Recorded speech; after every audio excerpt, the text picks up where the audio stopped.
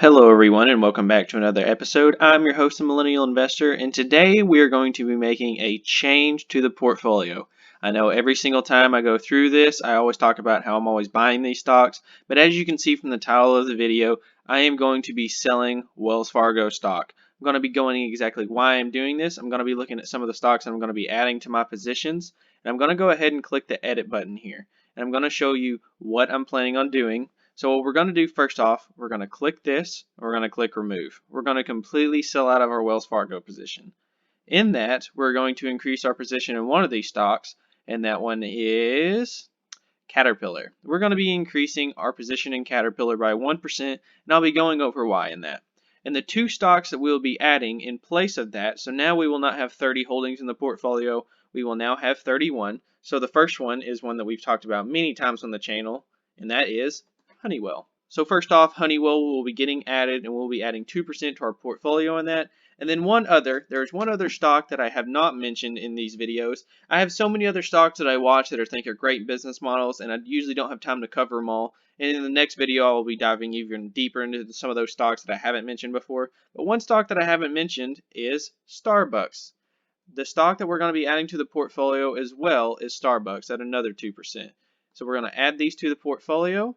We're going to increase this to 2%. We're also going to increase Starbucks to 2%. And now we have the full 100%. So we're going to click Save. And then we're going to confirm. So these will execute at 9 a.m. today. This is the first sell I've done in the portfolio. And also the first time I'm adding any stocks since starting the portfolio. We started this YouTube channel about a month and a half ago. And I'll give you guys a quick update on my portfolio. First off, we did have a couple other stocks claim their dividend. I know Whirlpool was one of the ones that we had claimed their dividend. We also received some more dividends, and we received Apple, we received NextEra Energy Partners, Procter & Gamble, and Realty Income, all those in a 2-day span. We're going to our portfolio back here, and we're going to look at some of our biggest winners and our biggest losers. Now, our biggest winner in the portfolio is Whirlpool at 34%, Home Depot also 34, 33 for Foot Locker. I know today is about to be a very green day. We are about to open up in the market in about 15 minutes or so. But if you look at our biggest losers in the portfolio, one of them is Caterpillar, Coca-Cola, Altria, JP Morgan, Verizon, and Procter & Gamble are all down. Now I know we're about to have a green day, so I'm sure this is about to change as I'm going through this throughout the video. But the biggest loser by far was Wells Fargo, and we were down about 15%. Now I want to start off by saying, let's look at Wells Fargo stock. The reason why I sold Wells Fargo has absolutely nothing to do with the price. So if we go to HFC, Wells Fargo here, this stock has performed very, very poorly throughout this recession. In the bottom during late March when stocks were hitting their rock bottom prices, Wells Fargo has continued to not rebound during this little rise in this little short bull market that we're experiencing. They have a dividend yield that is almost 9%. Now, before we go into any reasons why I think they're going to cut their dividend, why I think that it's a smart idea to sell them now rather than wait, is that first off, look at this dividend. Before we know anything about the company, a dividend yield of around 9%, majority of the time is at risk. About 90% of the time that a dividend yield is over usually 6%, it usually has some risk there. Now, a stock can definitely have a 6, 8, 10% dividend yield and hold that dividend yield. It is not impossible, but just know that there is almost 90% of the time a lot of risk going on there. So with Wells Fargo, the first thing I did, I searched just Wells Fargo. This was the first thing that came up. And I wanted to just go over this real quick. Wells Fargo leads list of bank stocks at risk for dividend cuts.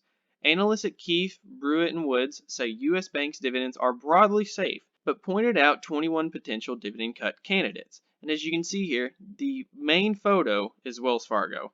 And then you can go on and read the article. We'll just be going over it briefly. A recession is time for dividend cuts, and even though most U.S. banks are in much better shape than they were at the start of the 2008 financial crisis, investors are showing no confidence in the industry. So first off, let's look at Wells Fargo. So first off, as you can see here, Wells Fargo pays out $0.51 every quarter, so 51 cents every quarter worth of earnings per share, or EPS. Now last quarter, I believe they reported, I think it was 1 penny worth of EPS. So that's already a huge red flag. And potentially, with all the issues with PPP loans, they said that Wells Fargo has defaulted on like $3 billion worth of payments for loan payments. And now we're potentially looking at even negative numbers for earnings per share. So even if the stock yielded, say, 2%, it would already be at a pretty good risk. The fact that they have such a high payout ratio and they pay out astronomical amounts of dividends, I think that there is probably a 75% chance, 80% chance that Wells Fargo cuts their dividend. I don't think it's very likely that they keep it. And if they do keep it, they would probably have to go into debt, which probably just brings more problems along with it. So, in a way, I kind of hope that they cut it, and especially since I'm selling it. And as any stock, when the dividend is cut, especially a high yielder like this, the moment they announce this cut, whenever it happens, the stock is going to go down as well. So it's a double whammy. Not only will I not be receiving the dividends that I previously bought the stock for, but the stock price will go down. So one thing that I wanted to look up here, we're going to search it real quick, the sunk cost fallacy. So the sunk cost fallacy, pretty much to just give a brief overview of what that is, you can read the actual definition here. In economics and business decision making, a sunk cost is a cost that has already been incurred and cannot be recovered. Sunk costs are contrasted with prospective costs, which are future costs that may be avoided if action is taken. So basically, to put that in English here, if you have Wells Fargo stock and you started buying it at $53 a share, and then you see that stock go down to $23 a share, but there was no problems with the business model. If they still had excellent dividend payments, if they were going to thrive right after the short little dip, then that would be an excellent decision. But if you're selling the stock and you know that it's not going to recover anytime soon and you can better have your money invested in other companies, that is the sunk cost fallacy. If I invested in this company and I said, oh my gosh, I gotta wait until it comes back up, and I'm not down huge, I was down like 15% on the stock, me sitting here trying to wait to try to time it to try to get back to even, it's foolish, it's selfish. So like Caterpillar, the one that we're going to be increasing our position in, if we go to Caterpillar here and we go to the year chart, let's go to the 5-year chart actually. So with Caterpillar, you can see the big dip here. It started from $170 about 2 years ago or so, and now we're all the way to 107. Now, there's nothing that has been wrong with the business model. They've increased that dividend every single year and even an astronomical amount the last year or so. But this stock is an excellent company, an excellent business model. They're the leading market share for a lot of heavy machinery and equipment. There is nothing that I think is going to take this company down and take it bankrupt in the next 10, 20 years. Now, I don't think that Wells Fargo will go bankrupt. I think they will be perfectly fine. But the reason I own my stocks, you all know this, the name of the portfolio is the Dividend Growth Portfolio. We own these stocks for stocks that are not only going to hold their dividend, but grow their dividend. So when we look at Caterpillar, I think that this is a stock that is going to be able to maintain its dividend. And I'm going to be going over some of the reasons why. So first of all, this stock has nearly a 4% yield, just under that, 3.82. And let's look at Caterpillar's balance sheet. So first of all, if we look at their balance sheet, they have $8.2 billion worth of cash. And then we look here at the bottom, the long-term debt is $26 billion. So $26 billion versus a little over $8 billion. So about a 3.5 to 1 ratio from debt to cash and cash equivalents. That is nothing that is completely out of control. That's pretty financially healthy. I'm okay with that. And one reason that I wanted to look at this balance sheet and income statement of Caterpillar is I wanted to point out something here. So I was going over some articles and I was trying to find out some information and I was trying to figure out which of my 30 stocks do I need to increase my position in. I'm dropping Wells Fargo, and what will I replace that 5% with? And then my buddy over at Rex Finance on YouTube, those of you that are interested, go check out his channel. He messaged me and I was asking him, I said, hey man, do you have any ideas? I said, I'm trying to do some research, trying to get some ideas. Which of my 30 stocks do you think I should increase my position in? And he says, oh dude, you should totally increase Caterpillar. And so I started doing more research into Caterpillar, and I sat and I just thought to myself, why do I not have more invested in this company? For two reasons. One, we're about to go over the business model and how they're not going to cut their dividend. But two, this is one of the only stocks I actually get to say this with. I can average down in my position. With other stocks, if I wanted to increase my holdings in Whirlpool or Home Depot, I would be buying these stocks at much higher valuations. Now that's okay. I still believe in the business model and they have safe dividends. But let's look at the 5-year chart. Home Depot is basically at an all-time high. There's almost no pain felt from this recession in regards to the share price. They peaked at about $247. Right now they're about $240. I know we're about to open in the green any minute now. That will be well over $240. So this stock is not one that I'm buying at rock bottom prices, and that also means the dividend yield is lower. So right now, Caterpillar pays out $1.03 per share in earnings per share in dividends. So let's say that they increase that, which they are due for a dividend increase the next quarter. Let's say that they raise that a little bit. But right now, at this rate, they have 550 million shares outstanding. If you times that by $1.03 and then you times that by 4, they're going to pay out about 2.3-ish billion dollars a year in 2020 based off of this price. Now they are due for a dividend increase. They are a dividend aristocrat, so I think there is a very, very good chance that they raise that. So let's round that up. Let's call it 2.5 billion rather than 2.3. That's a pretty reasonable guess. Now, first off, let's look at the gross profit here. They need 2.5 billion worth of net income to pay their dividend. Their gross profit on an annual basis has went from 9.8 billion to 13.5 billion, almost 17 exactly, to 16.4. And then if we look here, we go to the net income because that is the number that we're wanting to pay attention to here. They had a small negative number after the oil market was having some issues. Then they had 750,000, 6.1 billion, and then another 6.1 billion as well.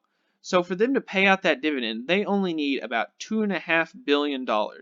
Now, one of the things that I wanted to point out here is that there has been some rumors over an infrastructure bill getting passed. If that gets passed, Caterpillar is going to be the #1 beneficiary from that. Not only are they going to be able to pay this dividend, their profits are about to soar through the roof. I know that they've made some recent changes to make their business a little less cyclical than usual. They've made some different changes with margins and some of the items that they purchase. But I think this company is going to hold their dividend throughout the recession, and I think that more than likely they'll continue to pay that dividend and raise it regardless of an infrastructure bill. But if that were to get passed, man, this would be an amazing, amazing investment because not only would they raise that dividend, I think the share price eventually in the next year or two would go well above 170, probably into the 200s, because that would be excellent for this company. So the next company that we're going to look at in the portfolio, we're going to look at Honeywell.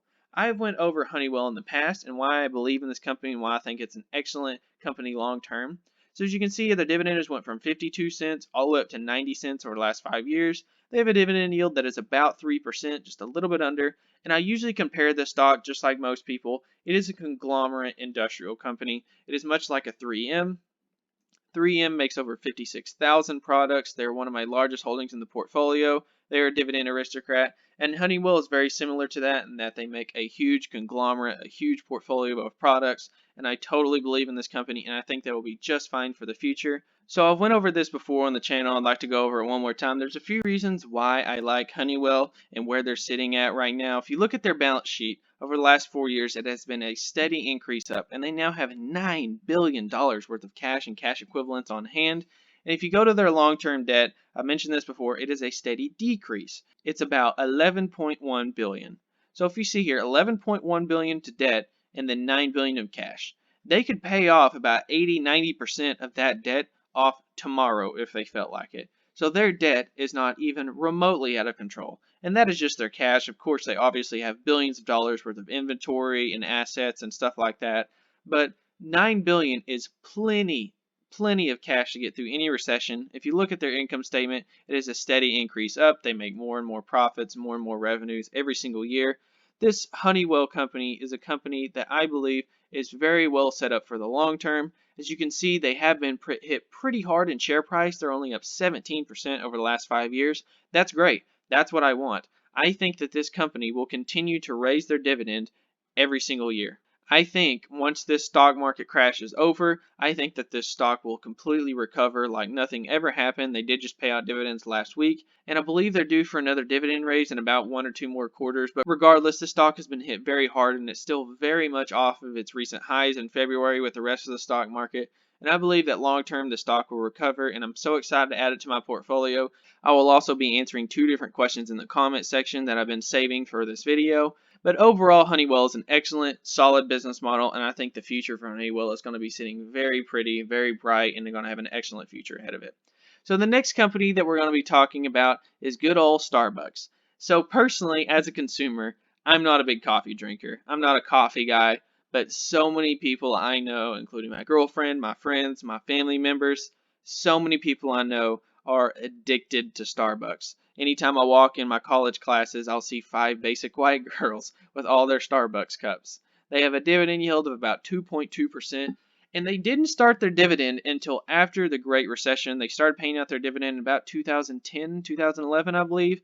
In the last 5 years, their dividend has went from 16 cents to 20, 25, 30, 36, 41. You can see the dividend growth is huge. So that's about a 250% increase over the last 5 years.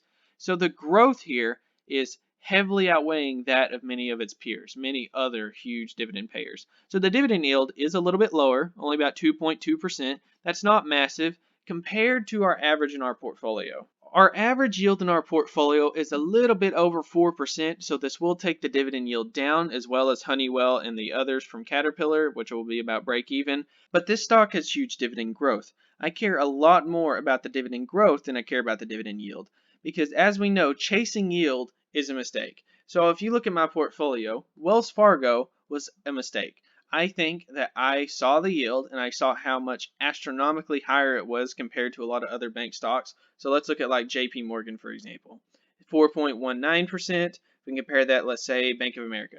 Bank of America dividend yield, 3.3%. But Wells Fargo is so much higher than that. And I think I did kind of a narrow mindset when I was looking at Wells Fargo, and I let this number manipulate what I believe the company was actually going to do and some of the management teams behind that. Their management has made some horrible mistakes. But with Starbucks, their dividend yield is 2.2%.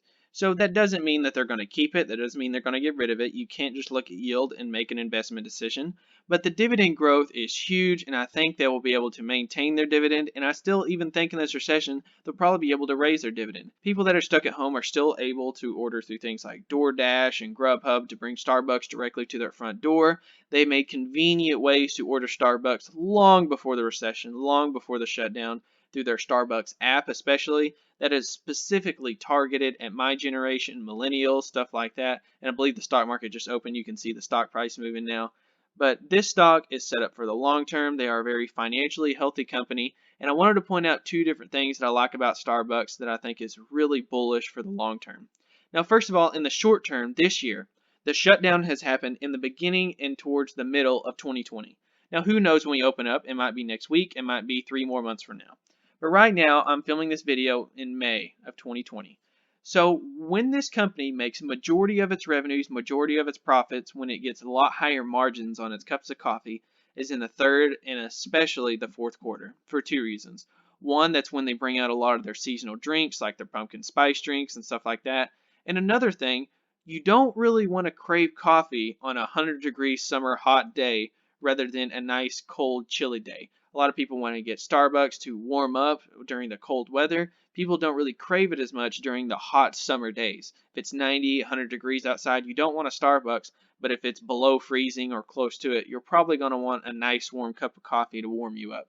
So that is my bullish sentiment on Starbucks for the short term.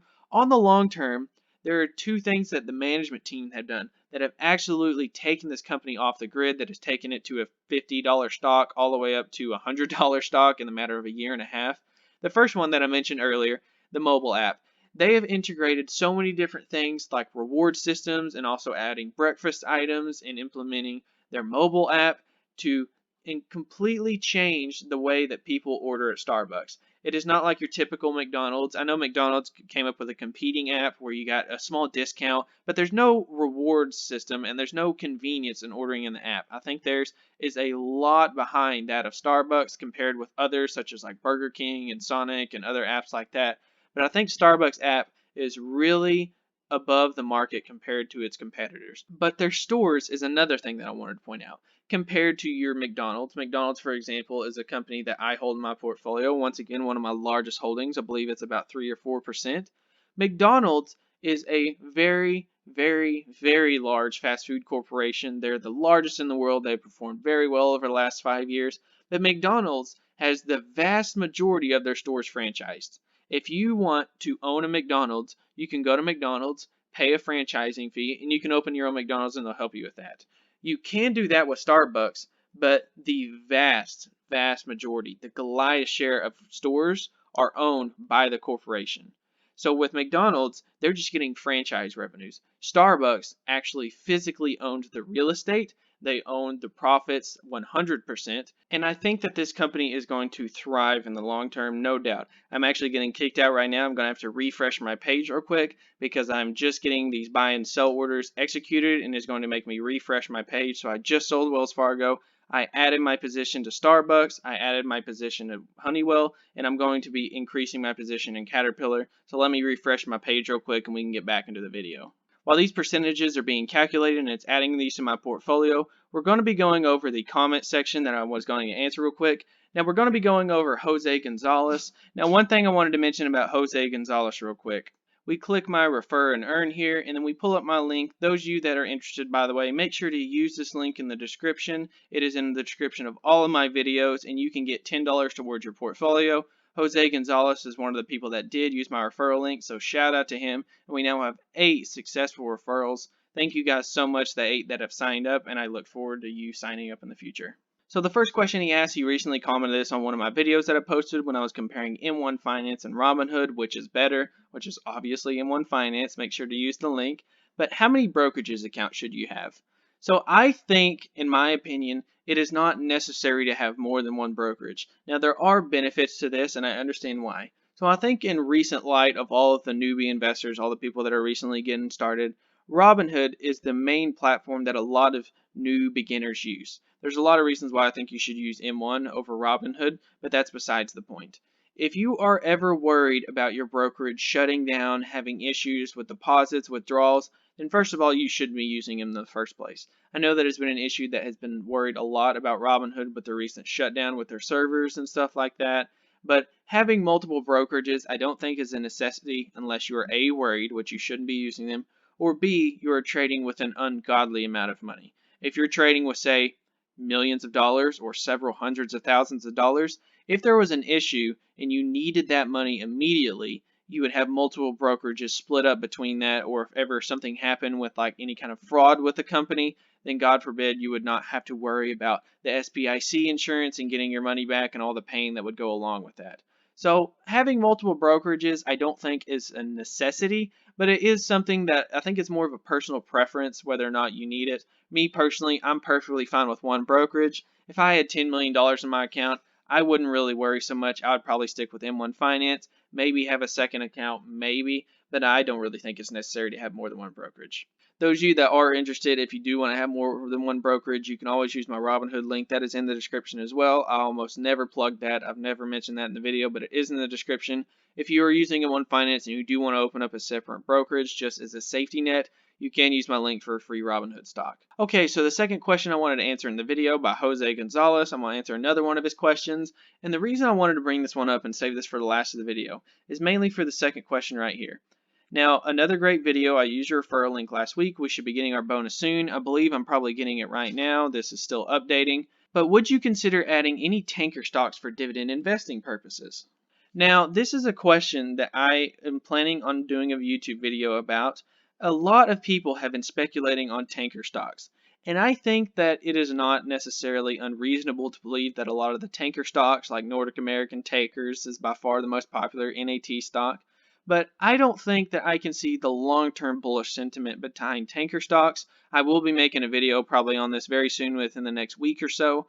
But tanker stocks is not one I would recommend adding for the long term. If you're wanting to do a speculative play, maybe for a short term for share price gains, whatever, you do you. But as far as for dividend investing purposes, as you can see on nearly all of these tanker stocks, a lot of the dividend payments are very rocky. We'll be breaking this down in a future video, but to short answer, no, Jose or anybody watching, do not invest in tanker stocks for dividend purposes. I am sure that most of them are very unhealthy and I wouldn't recommend it.